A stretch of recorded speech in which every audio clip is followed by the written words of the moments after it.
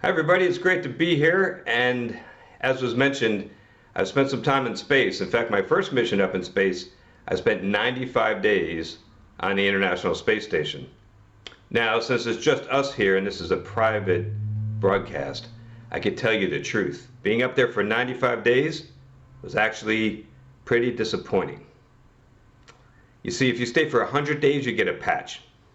So I'm up there on day 95, and the Space Shuttle Discovery comes along to bring me home, and Mark Kelly was the commander. He floated across the hatch and he said, "Garrett, hop in, it's time to go home." And I said, "Mark, man, hey, I just need 5 more days, okay? Can't we just go around a few more times? You really think anybody down there is going to notice? I want to get my patch, man." And he said, "No, Mission Control says get in, it was time to go home. Sit down and shut up." So I took my seat, came home, and I didn't get my patch. So I'm pretty bummed about that. But then NASA came along and said, "Hey, we got another mission for you, Garrett. This time you're going to go back up to the space station on the Space Shuttle Atlantis, and you're going to stay for 12 days. Now listen, I'm pretty good at math, okay? So I said, okay, 95 plus 12, carry the 1. It's more than 100. So I said, sign me up. I'll go. I'll get my patch. I'm in. So I flew that next mission. It was a great mission, actually. It was an awesome crew. We came back home. I'm all excited. I got my hand out like this, ready for that patch. And NASA said, no. Got to be in a row. So I still didn't get it. If I had it, it would go right here. See this big empty spot in my uniform right here? This big empty hole over my heart? That's where it would go. But it's all right. I'm not like bitter about it or anything, you know. I'll get over it. But actually being up there for 95 days was a heck of a lot of fun.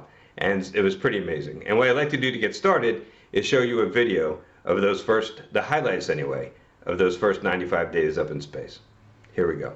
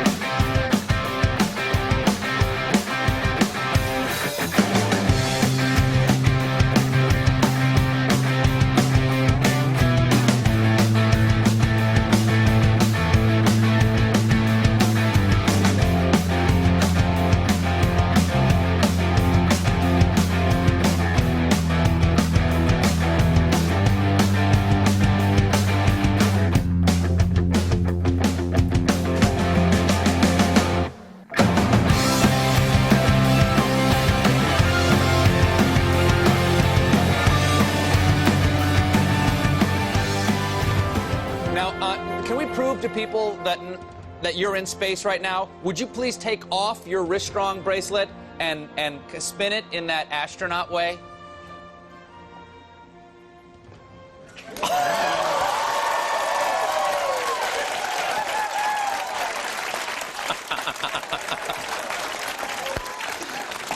Now, sir, I can die and go to heaven now.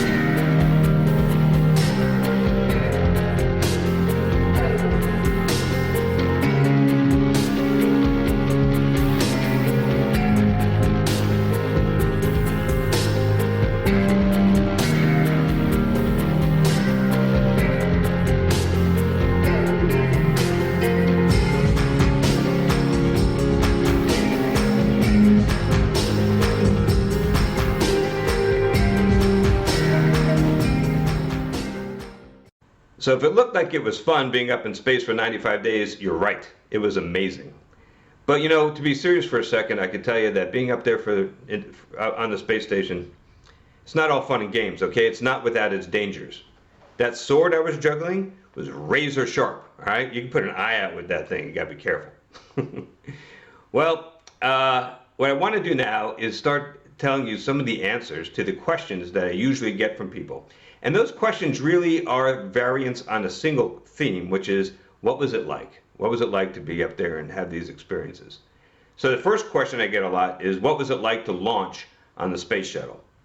Well, the pilot on my last mission, he had a very pithy response to when people asked that question. He said, well, it's kind of like you're sitting on top of a rocket, which is true, but not very helpful. So the way I describe it is, you wake up in the morning, first of all, and you drive out to this launch pad, and the only people out there are your fellow crewmates and about a half a dozen very brave individuals that are going to strap you into this thing. Every sane person is at least 5 miles away from this thing. And that's because this rocket is full of liquid hydrogen, liquid oxygen, hypergolic fuels, all kinds of things that go boom, okay? And there's just a tremendous amount of energy. And you can tell it's barely being contained because it's making all these noises. It's creaking and moaning and it's hissing out, venting different gases and even moving a little bit. You hear all the machinery up and running. And she's alive. It's like a creature. It's like it's a dragon you're about to ride. And it's something straight out of science fiction. You're standing there looking up at this monstrous rocket that's about to blast you off the face of this planet. And it is a monstrous rocket. If you look carefully at that picture, if you look at the center in the bottom there, you can see a flight of stairs to give you some sense of scale. So you stand down there and you gaze up at this thing, and then you get into an elevator that takes you up to the top of that tower. And that you see where that arm is swung over to the shuttle, and you walk along that access arm to get into the hatch. and right at the base of that arm where it meets the tower, that's where you come out of the elevator. And right there is something extremely important. Right there is the last bathroom on Earth. So you don't want to miss that, okay? Because the next one ain't coming around for a while. So you do what you have to do, and then you continue along that axis arm. You get into the shuttle, you begin to get ready to launch. Now here's another secret I'm going to tell you. Some inside baseball here. You know that countdown? The 10, 9, 8, that whole thing? You actually don't hear that inside the shuttle. That's just for people watching on television. Inside the shuttle, you hear a series of events and call-outs, technical call-outs, like going through a procedure. You hear things like 102, 102, Navinit, 3 at 100. And those mean different things, like the computers are moding to the right mode, the engines are coming up to 100% throttle, things like that. And it comes at a certain cadence, so it's kind of like a countdown, but nobody counts down from 10. Not on the inside anyway. But when you do get to the point where the engines light up, that gets your attention. And the whole vehicle starts shaking, and it doesn't go anywhere, because the first engines that light up are the 3 in the tail of the orbiter, in the tail of the shuttle. And they're not enough by themselves to launch you into space and lift the weight of the entire stack. In fact, at that point, the whole space shuttle is being held down by 8 bolts, 4 on each of those solid rocket boosters. And so you're not going anywhere yet. And what happens is when those engines light up, though, they're a bit offset from the center of gravity, so the whole space shuttle kind of leans forward. And then it comes back, and when it's straight up and down again, boom! The solids light up. And once those solid rockets light up, you're going somewhere in a hurry. And there's no turning them off, there's no throttling them back. At that point, you're going. And you get this big kick in the pants, and the whole space shuttle jumps off the pad. And when you pass the top of that tower, you're going more than 100 miles an hour straight up. Now, I mentioned the 8 bolts that were holding the shuttle down to the launch pad. Right when the solid rockets light up, those bolts get cut in half. I actually happen to have one of them right here. This is a half of one of the nuts. If you look at that picture there, you can see the bolt. Okay, so what happens is inside these 2 cylinders are pyrotechnic devices that fire and break the bolt in half right when the solid rockets light. And then these nuts fall down into a big pit of sand and get collected there. And somebody goes out after the flight is over, digs them out of the sand and polishes them up and makes a nice set of bookends for you. So every crew member ends up with a pair of these as bookends. This is another piece of trivia for you. Put that back up here. Okay, so you're going. And as you're launching, it does shake a lot. It does make a lot of noise. But it's not crazy. Okay, if you've ever ridden in a flight simulator that simulates a launch, or even like a roller coaster at an amusement park ride, it's kind of like that. It's loud, it shakes, but it's not crazy. What's different is the G-forces that you feel. The shuttle pulls up to 3 Gs. Now, it's actually not a lot. When we fly around in T-38 airplanes to practice for getting ready to fly in space, we regularly pull 6, 7, even 8 Gs. But the thing is, that only happens for a few seconds. When you pull those Gs in an aerobatic airplane, it's when you're doing a maneuver. Like, so you're doing a loop. You pull back on the stick, you load up to about 6 Gs, and almost immediately you start bringing that stick forward as you come up over the top, and you let that G go. So it only lasts for a few seconds. In the shuttle, you reach 3 Gs, and after a few seconds, it's still 3 Gs. And then after a minute, it's still 3 Gs, and you realize that G that you're feeling, which makes you feel like you weigh 3 times as much as you really do, and pushes you down in your seat, that's because of the thrust of those rocket engines, those massive rocket engines that are throwing you off the face of the earth. And you're a rocket scientist, so you go through the calculations, you do the integration in your head, and you realize after doing this integration and solving those equations that you are going really fast. Sure enough, you go from 0 miles an hour to 17,500 miles an hour in 8.5 minutes. Now, there's no other ride like that. That is unique. And then when you get up to space and the engines shut off, instantaneously, you go from 3 Gs to 0. And what it feels like is it feels like you're being shot out of your seat. And you put your hands up like this because you're afraid you're going to get squished like a bug on the windshield against the bulkhead that's right in front of you. And then almost immediately you feel really silly because you're not being thrown out of your seat. You're just no longer being held down in your seat. And all the veteran astronauts are looking at you and laughing. Like, hey, look at the new guy with the arms up. Ain't that cute? And then you're like, yeah, I knew that was going to happen. And there you are up in space. Everything's floating. People ask me, what's the most exciting thing you got to do as an astronaut? And that is actually a very easy question to answer. It has to be doing a spacewalk. Occasionally, mission specialists like myself that do the spacewalks get into arguments with, or debates, I should say, with the pilots and commanders who actually land the shuttle about which is cooler, doing a spacewalk or being on the stick and landing the shuttle. And I think even they would admit it's doing a spacewalk because it's just absolutely amazing. It's an incredible combination of the familiar and the outlandish. What I mean by that is that when you're in your suit, it fits just like it did in ground testing, okay? Your tools are just like the tools you train with. When you get to the work site, the electrical connectors, the bolts are all right where they should be. That's all very familiar.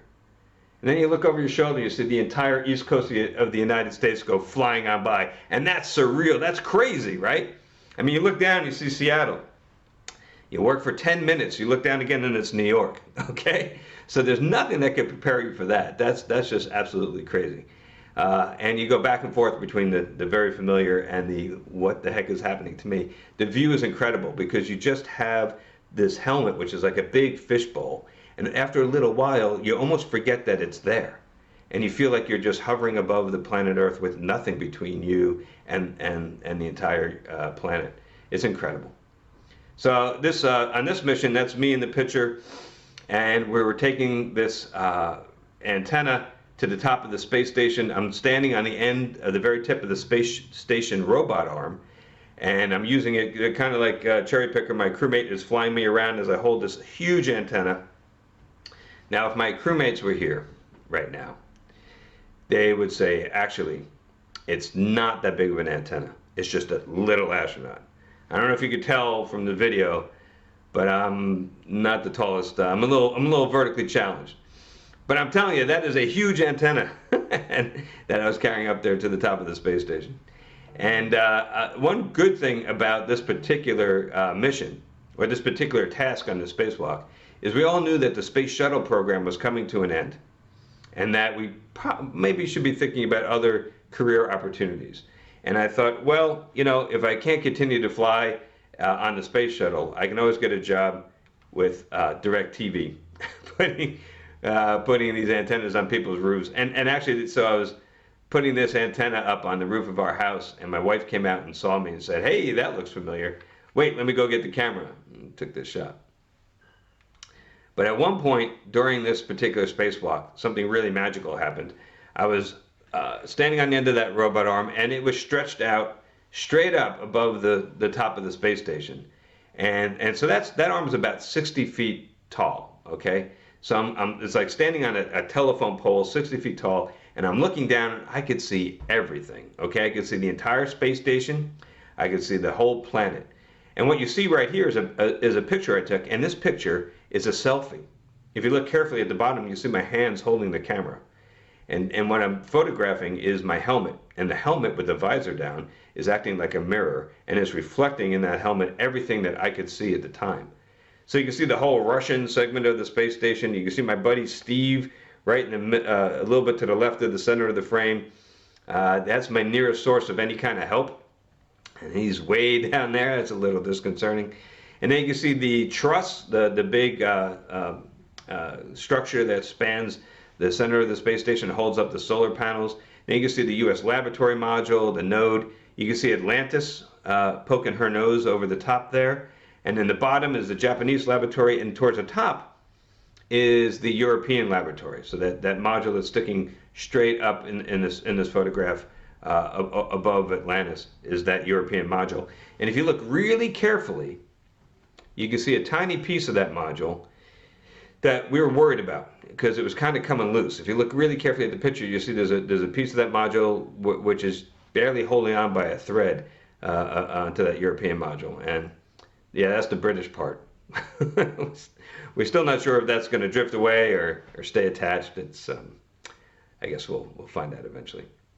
But anyway, the other amazing thing about this is in the field of view of this particular shot is every human being, alive or dead. And that's really a remarkable thought when you're looking down and you realize you're looking at everybody. People ask, well, you don't get to do a spacewalk every day, so what do you do for fun? What's the most fun thing you do on a day-to-day basis? And I would say it's the floating. And what I really mean is the flying, like you saw in the video. Because once you push away from a solid surface and you go shooting across the space station, it's like you're Superman. Okay, if you've ever had that dream where you just put your arms out and you start flying around your neighborhood and you can see all your houses and all the people down there, that's like the best dream ever, right? It's up there anyway. It's pretty awesome. And it's like that every day when you're on the space station. In fact, that's your commute. Instead of getting out into your car and driving down into traffic in the highway, you wake up in the morning, you look at your watch, time to get to work. Okay, up and away. And off you go. It's best. It's the best. And that was just as much fun on day 95 as it was on day 1. That never got old. And it's one of the things I really miss about being up in space. Now people ask also, what was it like to come home? So in the movies, this is always so dramatic, right? It's like, brace for impact, and they're sweating and it's like shaking like crazy. No, all right, it's not like that at all. It's actually really smooth the whole way down. You're coming back in, and when you pass when you're in the transonic regime, so you're slowing down through Mach 1 and you're going from supersonic to subsonic, there's a little bit of buffet, a little bit of pitch buffet, a little like you're hitting a little bit of turbulence, all right? It's like a really good day on Southwest Airlines. It's nothing. And then you come around and you land, and both times I landed in the space shuttle, I would have not even noticed that we touched down if it weren't for the fact that I was listening very, very carefully and trying to pay attention.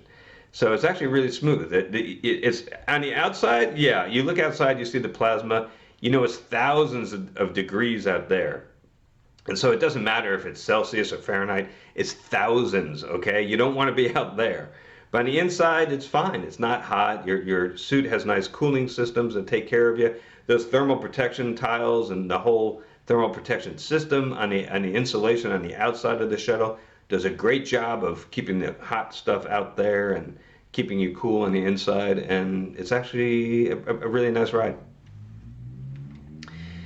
So I've talked to you a lot now about flying on the space shuttle, flying on the space station, and my time at NASA. What I'd like to do now is change gears a little bit and talk to you a little bit about what's coming up next.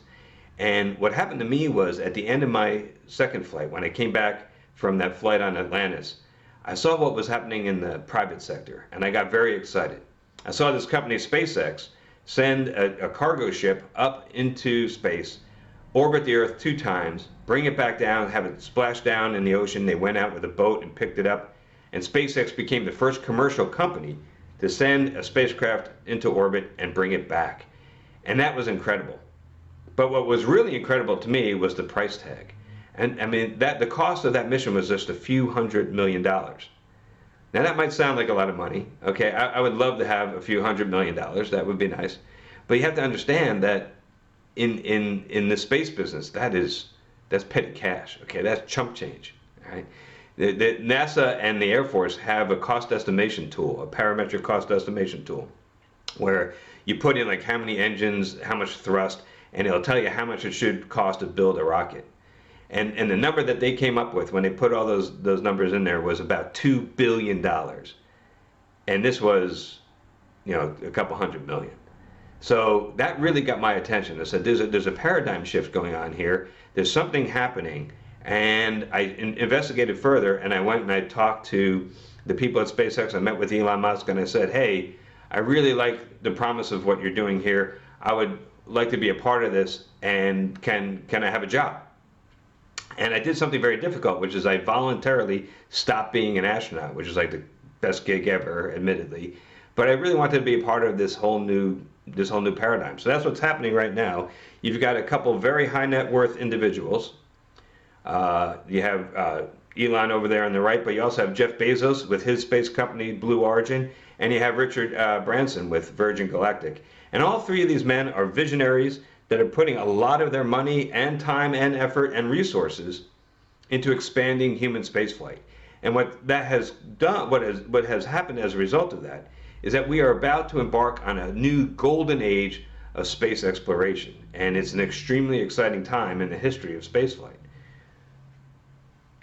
So Elon has a saying there, which is, you know, basically, if something's really important to you, don't let anybody tell you that it's impossible. Just go do it.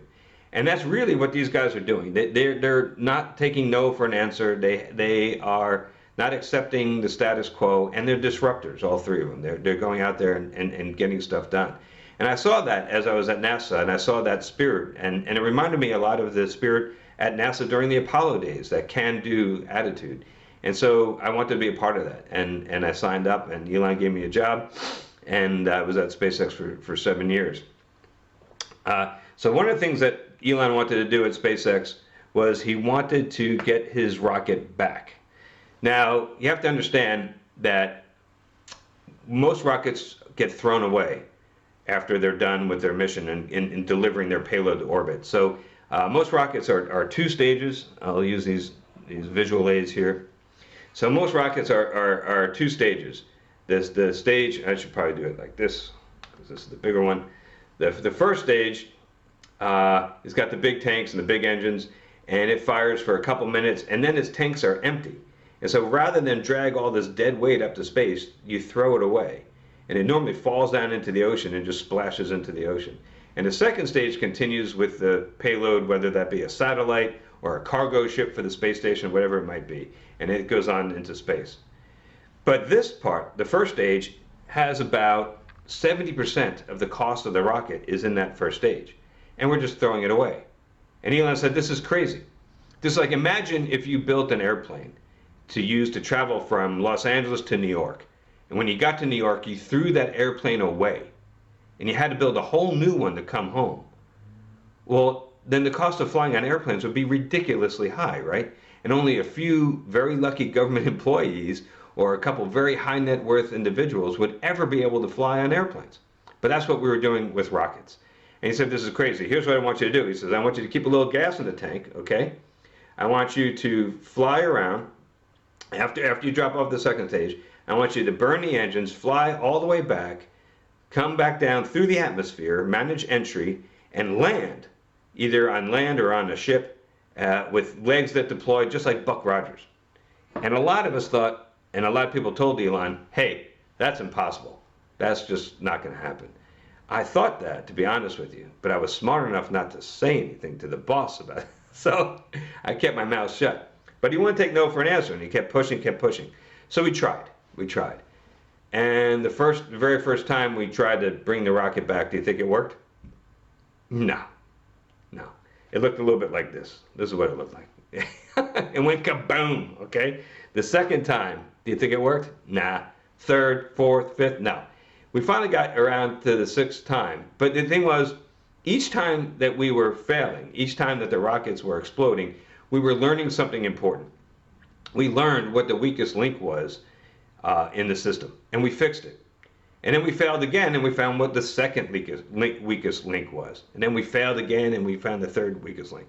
Now, a lot of people told Elon that this is a mistake. Politically, it's a mistake. Because what's going to happen is you're going to have our competitors, like Boeing, the other big aerospace companies, that have a lot of money to lose in these big government contracts, should SpaceX be successful. You're going to have them taking this photo of the rocket blowing up and parading it around Capitol Hill, saying to all the congressmen and senators, you see this big explosion here? See this rocket blowing up? You sure you want to give that big contract? You sure you want to put your NASA astronauts on that rocket? Are you sure you want to put your big, expensive national security satellites on this rocket? Really? This one that's going kaboom? And Elon said, yeah, I know they're going to do that, But they have to learn and they have to understand that failure is important. Okay? That if you're not willing to fail, you're never going to make things better. You're never going to improve things. And to him, failure was extremely important. All of us had to be very comfortable with failure. So when we were developing a new engine, we would test it out on a test stand. And we'd come back and say, hey boss, it worked. Everything was in the green, it was great. And he would say, okay, that's great. I'm glad it passed all the tests. Now go back and crank up the pressure and try it and make it go even harder and keep doing that until it blows up. Go blow the thing up. I want to know exactly where it really fails, not just that it meets what we thought it would do. So he knew that by failing quickly with hardware was the fastest way that we're going to converge on the correct solution. And so when they told him that, hey, what about the impact of our competitors taking these photos around Capitol Hill? He says, here's what I'm going to do. I'm going to take video of all of our rockets exploding, and I'm going to make a YouTube video out of it. I'm going to make a music video and stick it on the internet. And that's exactly what he did. So here's a video on how not to land an orbital booster.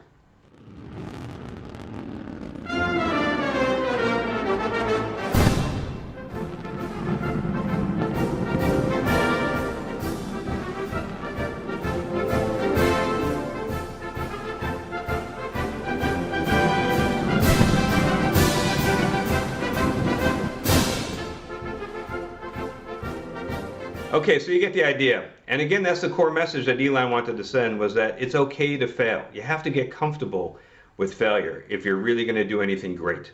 If you just do things deep in your comfort zone where it works every time, you're never taking any chances and you're never going to really truly innovate or do anything truly innovative. So what happened at NASA? Is NASA innovating a lot in human spaceflight? Well, they were. Back during Apollo, they sure were. We flew all the way to the moon with the very first integrated circuit digital flight computer ever made. You know, back then, remember, computers typically took up rooms, and there's no way we're going to stick a whole giant mainframe on top of a rocket and take it to the moon. So they were really at the cutting edge. These days, you know, this is NASA's newest rocket, the SLS, that's in development right now. And if it looks like a throwback to Apollo, it's actually a throwback to Shuttle. Those are the same rocket boosters, the same engines on the bottom. We're taking engines that were designed to be reused, and now we're going to throw them away. So basically, that is a new rocket, but it's really just bits and pieces of old rockets. NASA really stopped truly innovating when it came to new human spaceflight designs. So why did that happen? What happened? Well, it was because of a number of different tragedies. So we had Apollo 1, where we lost three astronauts preparing to fly the first Apollo mission. We had Challenger and we had Columbia. And after each of these accidents, NASA got a bit more risk averse. So NASA was really vigilant leading up to a lot of these events. But over time, the vigilance kind of diminished. You know, they got complacent. And then Apollo 1 happened. And then they paid a lot of attention again to things that they should have been paying attention to all along. But over time, they got lax again. And then Challenger happened. As an astronaut, you always think, I want to fly the mission right after the accident, because that's going to be like the safest one we ever fly. And that's essentially what was happening. But the level of risk was not changing. That was staying the same. So, because the laws of physics, the difficulty of getting into space, that really was still the same. But our level of risk aversion was going up along the way. After Apollo 1, we got a bit more careful, a bit more risk averse. But not a whole lot, because that's actually what's amazing is within 2 years of the Apollo 1 tragedy, Neil and Buzz were walking on the moon. So it didn't slow us down much. But after Challenger, we got a little bit more scared to take risks. And after Columbia, we really got to the point where we were getting very risk adverse. Let me show you how this manifested itself in the org chart. So after Columbia, we put into place all these different filters to prevent a risky decision from making it all the way through. So if you're a working level engineer in that blue box in the bottom left corner and you want to do something innovative, your design has to pass through each of those black boxes or boards that have to approve your design. And you have to make it through every single one. And each of those black boxes represents at least a dozen people, each one of which has a veto that can say, you know what, I'm not comfortable with this, I'm saying no. So what's the easiest way to get through all those filters? It's just to do the same thing you've always done. But that doesn't lead to very much in the way of advances. But after Columbia, that was where we were. We were so risk averse, and we were afraid to do anything different than what we've always done for fear of an unintended consequence of a new decision or something innovative. At SpaceX, it was a little different, and the decision process was a little bit more streamlined. The thing I want to point out, though, is that doing nothing, doing the same thing you've always done, can also have consequences. In fact, I would put forth that the three big accidents, Apollo 1, Challenger, Columbia, all happened not because we did something willy-nilly without considering some unintended consequence and of a change. Rather, it's because we didn't make a change that we should have made a change. In the case of Apollo 1, there was a fire, and it's because we weren't being careful enough and we weren't changing out the insulation on the wires and removing ignition sources. And we allowed one of those wires to arc and short and create a fire. In the case of Challenger, we knew that hot gases were getting past those O-rings, but we didn't change the design. We didn't fix it. We were flying and we were getting away with it, and we kept flying and didn't want to change anything. In the case of Columbia, foam was falling off the tank ever since the very first space shuttle flight, and we never fixed it. We just left it there and we were getting away with it until a big piece of foam fell off and took out a chunk of the wing of Columbia. So in all three of these cases, it is really doing nothing, not fixing something, that led to the tragedy. So at SpaceX, the culture is very different. There, Elon will tell you every day he wants you to sit at your desk for 15 minutes and think about something you've been doing the same way for a long period of time. And he says, if you're doing something the same exact way you've always done it, and you've been doing it for a year or more, then there's something wrong. If you haven't found a way to make it better, you're not doing your job. So he encouraged us to have this constant feedback loop where we're constantly making things better. Another way that we stayed innovative at SpaceX is by the people that we would hire. So if you look at this picture, this team developed those rocket engines. And if you look at those engineers, they're incredibly young, right? In fact, almost all of them were straight out of undergraduate education, undergraduate engineering schools. Because when you're really young and you come straight out of school, you don't know what's impossible. So you just go do stuff. And it's fantastic to see the kind of innovation that comes when you take that approach. Now, at the same time, you can't just turn over the keys of the factory to a bunch of kids and expect that nothing's going to go wrong. So you need some adult supervision. And that's the guy staying there in the very back. His name is Tom Mueller. And he's the guy that was in charge of all of propulsion engineering at a big aerospace company called TRW. And he had been there, done that. He was a true rocket scientist. But he knew that he shouldn't take his experience and use it as a constraint on his young team. He was there for guidance and to support along the way, but he didn't constrain them. If you can find somebody that experienced, that is also comfortable not telling his team that you have to do it the same way I did it, that person is worth a fortune, and you should hold on to them.